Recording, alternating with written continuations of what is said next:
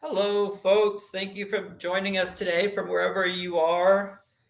It's that time of month again when we do our online edition of our Boston Healthcare Cloud Technology Meetup. And so I'm very excited today about the topic, which I'll talk about in just a moment. And I think you'll appreciate why I might be excited about the topic.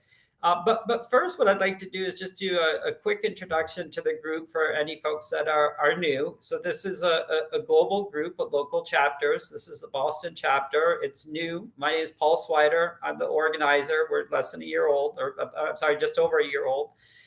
And opening up chapters soon in Jordan and in the Netherlands will be our first two global chapters. And so our mission is pretty straightforward. We want to create a warm, inviting space for people to learn about healthcare technology and to get into the space, or maybe folks that are already in the space, provide them, a ladder, if you will, right, a path forward in their career. And so it's a super fun initiative because essentially what we get to do is we get to talk to really cool, smart people from all around the world about healthcare technology, which is something that I guess a common theme for everybody in the group is that we're all passionate about healthcare technology, global health, clinical informatics, et cetera. So there are a lot of these healthcare technology groups. So we differentiate ourselves by focusing primarily on cloud technology. So that's certainly broad, right? There's a lot of stuff that falls under cloud technology. And also worth noting, we view this from the broader perspective of healthcare and health life science, right? So it's not that we're just looking at technology as it relates to hospitals and clinics, et cetera. It's also payee, interoperability with government institutions, research, health life science, clinical trials, et cetera, right? So all of these things fall under the category of healthcare and health life science, if you will. And so just quickly, we do this through a couple of different ways. We have once a month, we do an in-person meeting at our local Microsoft offices here in the greater Boston area. And then once a month, we do a hybrid meetup, which is what this one is, which is a recorded session that gets pushed out to YouTube and to all of our social channels, including our Discord. So we have a Discord server as well. By the way, there are links, and if you're watching this afterwards in YouTube or now even, there are links in the description so that you can find our Discord server, you can find our meetup site, our website, and just got all the stuff about us. And by the way, please take time to subscribe to our channel, like our channel. You know how this goes in today's world. The more of that, the better. If you like the content, it's better for us. So with that said, before I introduce Dan, I do want to just mention a couple quick things going on in our local area in healthcare tech. One, I'm going to be doing a presentation, and again, we'll include links. I'm going to be doing a presentation at the Boston Code Camp on using Rust, which is a systems level programming language, to create secure APIs and systems level programming. And so this is becoming increasingly important as we're entering this age of AI infused apps, So there's been an awful lot of talk about low code and the value that this brings to the cloud and healthcare. But now as we shift to AI infused apps, some of this is going to require systems level, especially some of the data engineering components and, engineering the AI platforms, et cetera, is going to require secure systems level code. And so we'll talk about Rust at the Boston Code Camp, and it's a 101. Like, it's just like getting started creating performant code, and with Rust. And then also we have our first full day event on July 7th in the Boston area. It's going to be a full day conference, free, 100% free for the community. speakers from the Boston area and beyond, all over the world, really, actually coming into town for us.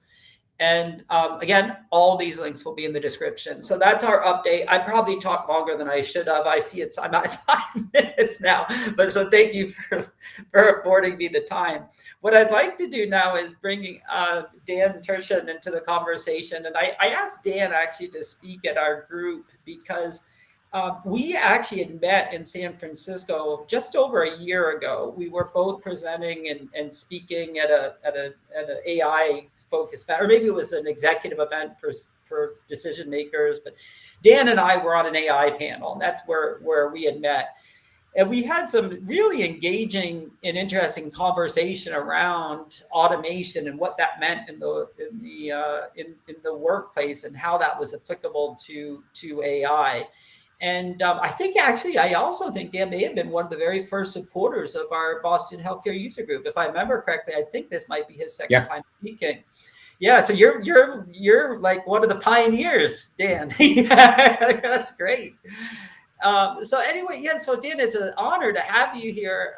And I'm just so thankful that we could talk again because it was so engaging when we had our conversation in San Francisco. Likewise, Paul. Yeah, maybe what you could do, if you could just take a minute and introduce yourself, and tell folks what you do, and we'll go from there. Yeah, so last year we were on that great panel with Aaron Back. It was at the Cloud Wars Expo at Moscone. And you and I just hit it off. I think there were 3 or 4 panelists, but felt like we were aligned in our thinking about the future of AI and the future of work. Yeah.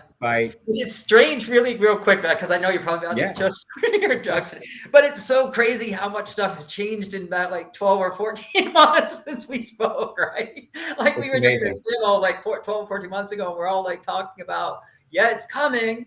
We're not quite sure exactly what it's going to look like yet, but we're starting to see it. It's just unbelievable. Unbelievable.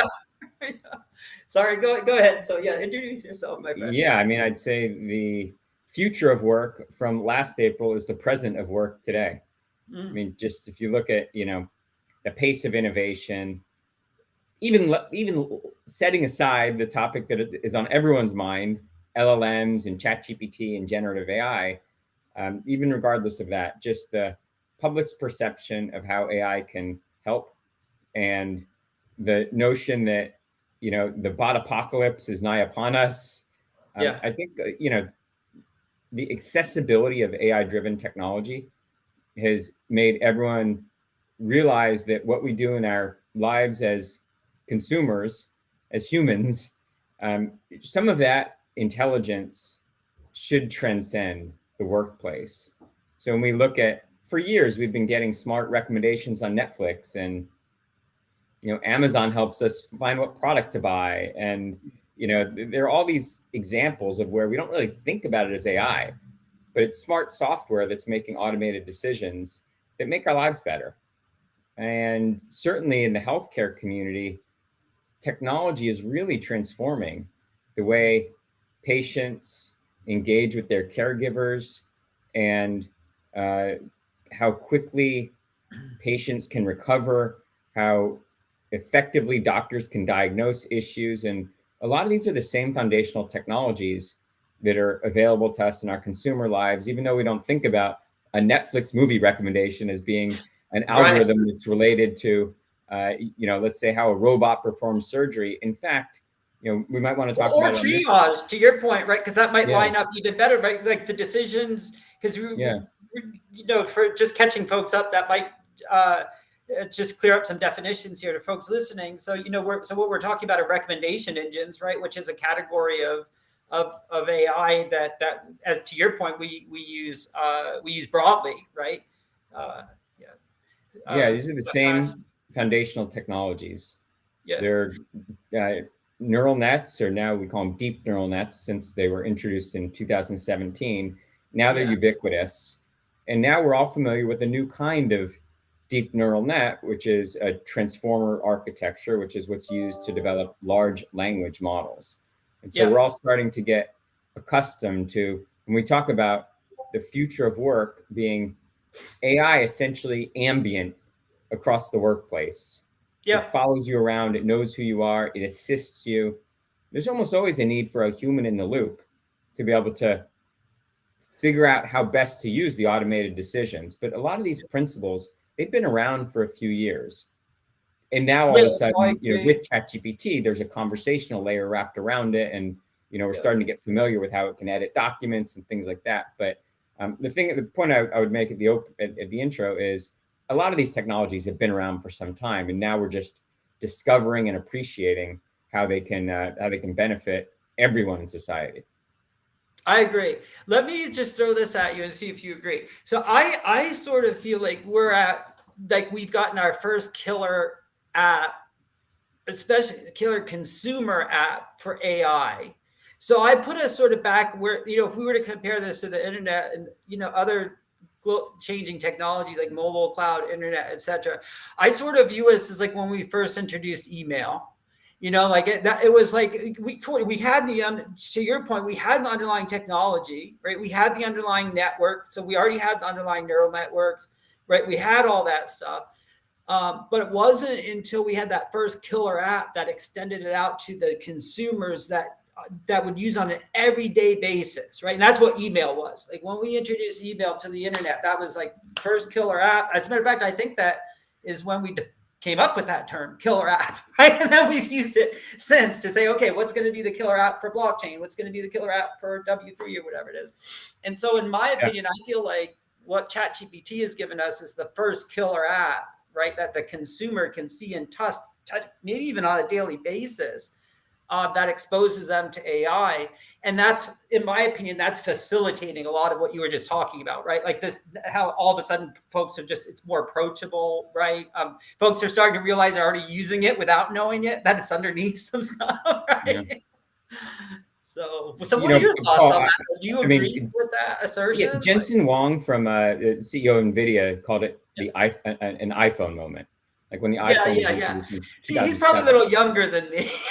So he uses the iPhone analogy. I'm using the internet analogy. You and I are about the same age, and I'm going to say, I'm going to go back in history. I'm going to open up the Wayback Machine and say I'd compare it more to the introduction of the printing press in the 16th century by Johann Gutenberg. I feel like it's a technology that exposes information, and it's a new way of interacting with the world that is as profound or more profound as something like, the ability to mass produce books and, enlighten a global population, share ideas.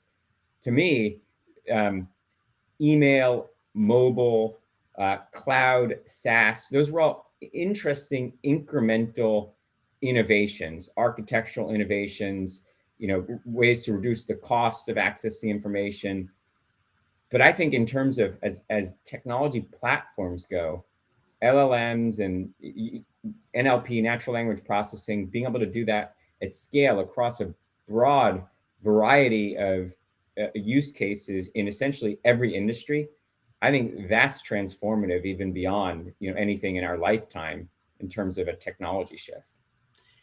I think potentially it could be. You're right, and I don't normally disagree with pop culture, whether that's in technology or other areas. I'm very, I'm very thoughtful about this stuff, and the reason why, specifically why I'm agreeing with you is, again, I'm a bit more of an engineer. I come at this more from a technical perspective. I spent most of my life software engineering, and for me, one of the things that's really fascinating about this, especially this latest edition of these neural networks where we had the transformer code on the backward pass, is that they're fundamentally different from a computer science perspective.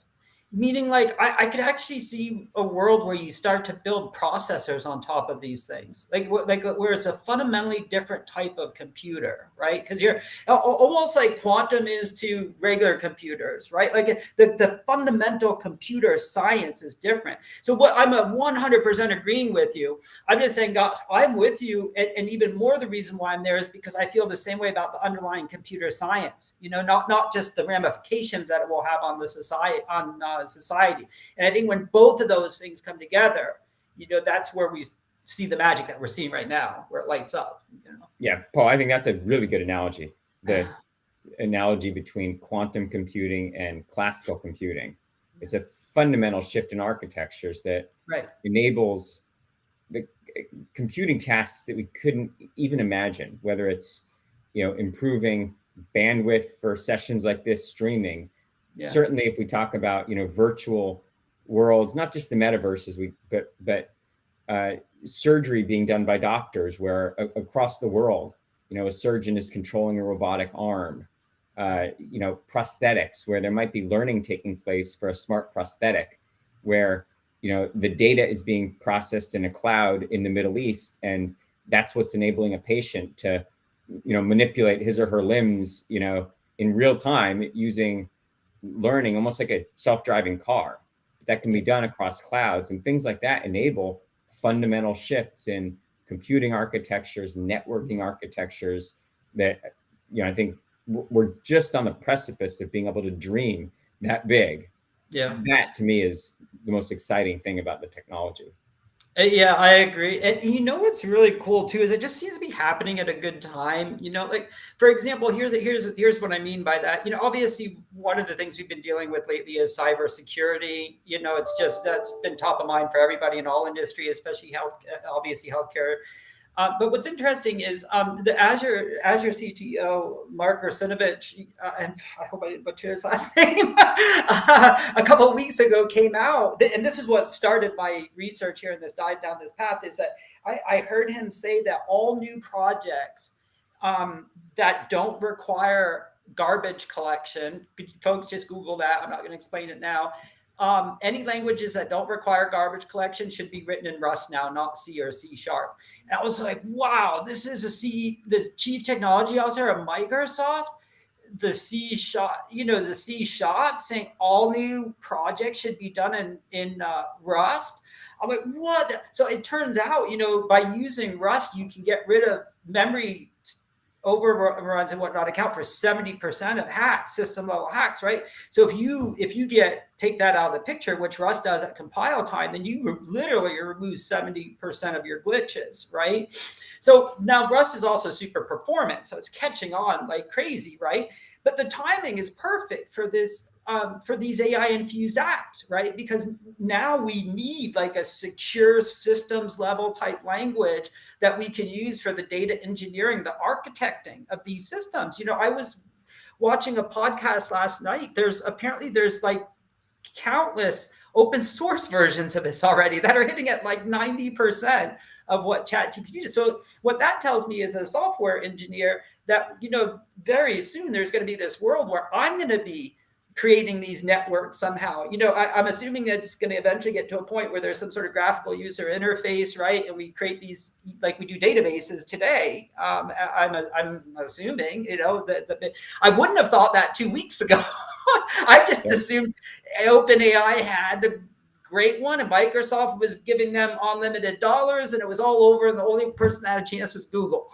Oh boy, was I wrong. That was just 2 weeks ago. And now there's like, I don't want to use a number, but a lot of projects up in GitHub. So what are your thoughts on this? I mean, actually, maybe we should take a question from Ali, who asked. Oh, please. I didn't see it. I missed it. Please. Yeah, yes. The implications of AI, risks and benefits in cybersecurity. And that's maybe a good segue from, thank you for posting that. Good segue into the topic that you raised. So AI is impacting every industry, certainly not just healthcare. I know that's the topic for today's discussion, but cybersecurity.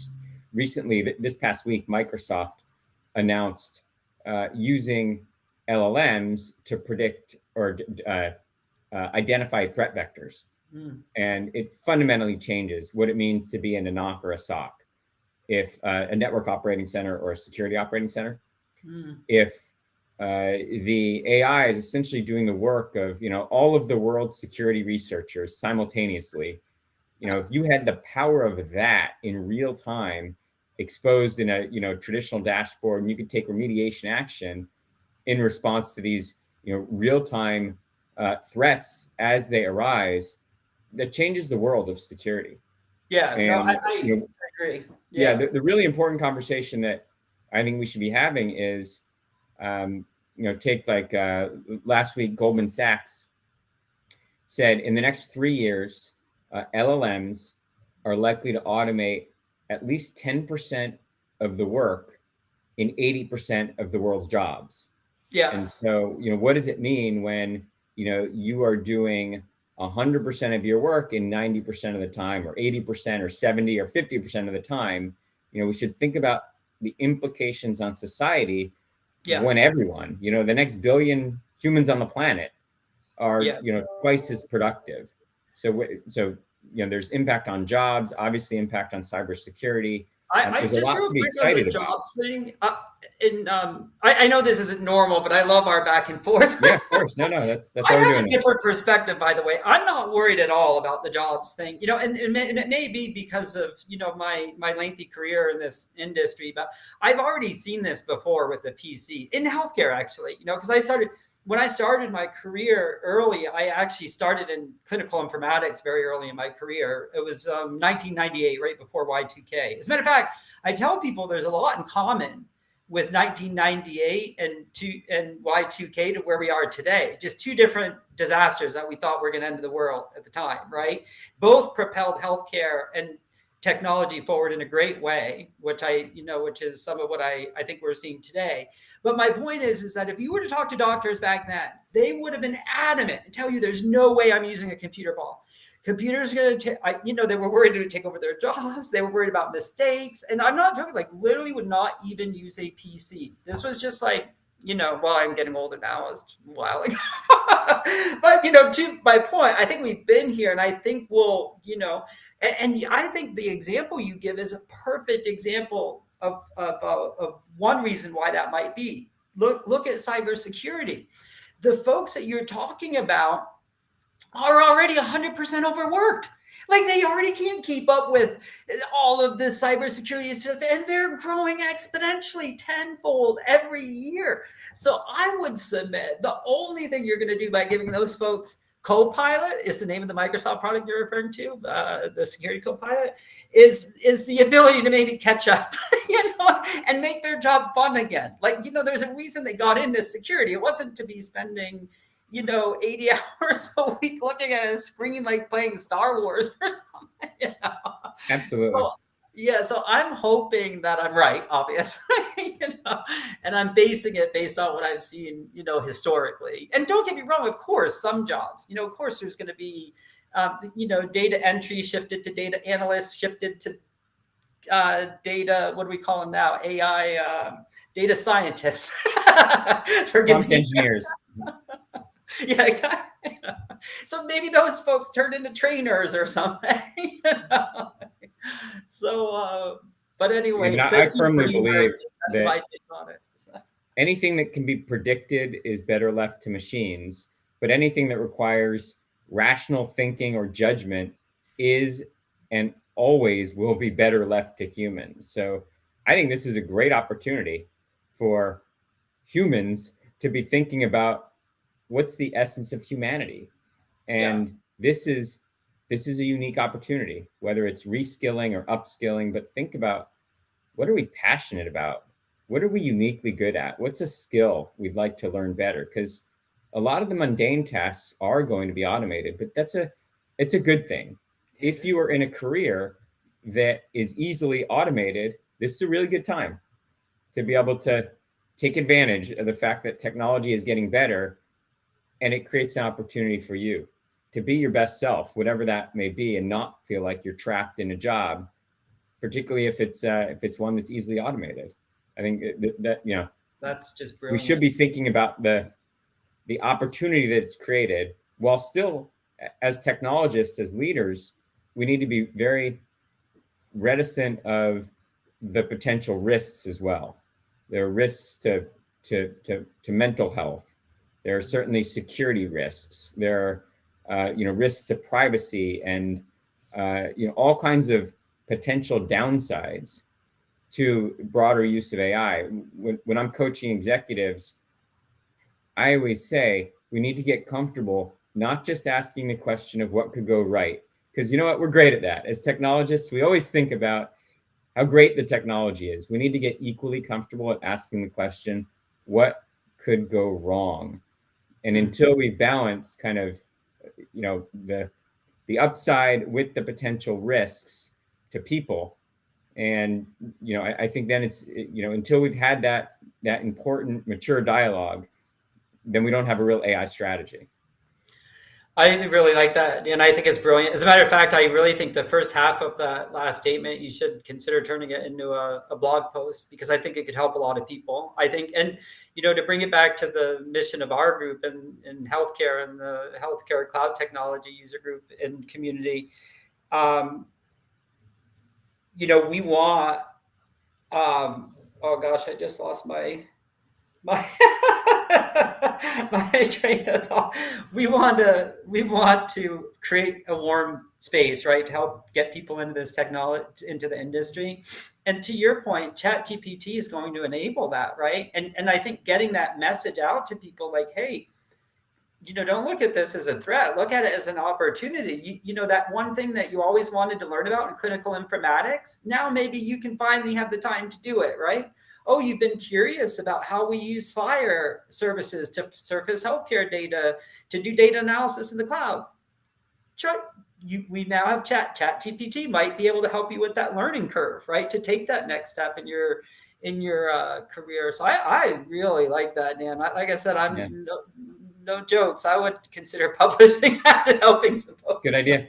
It's great stuff. Maybe be my co-author. I'd be happy to. I'd love to. One of the things that I've always been passionate about, I know you are as well, is giving back, and giving back to the community any way we can.